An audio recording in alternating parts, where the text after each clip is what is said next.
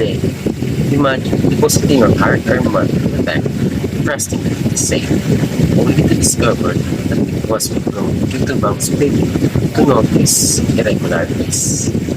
This situation raises an important legal question. Can a bank be held liable for failing to protect its depositors' funds? In this presentation, I will analyze the Supreme Court case Equitable PCI Bank versus Hall using the IRAC method.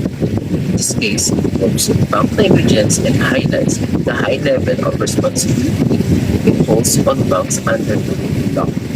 The issue in this case is whether Equitable PCI Bank is liable for negligence after allowing the encashment of checks that contain noticeable irregularities, which resulted in financial loss to the depositor. The Supreme Court ruled yes. The bank was held liable for failing to exercise the extraordinary diligence required of banking institution. The court explained that the banks are not ordinary businesses because they handle public funds.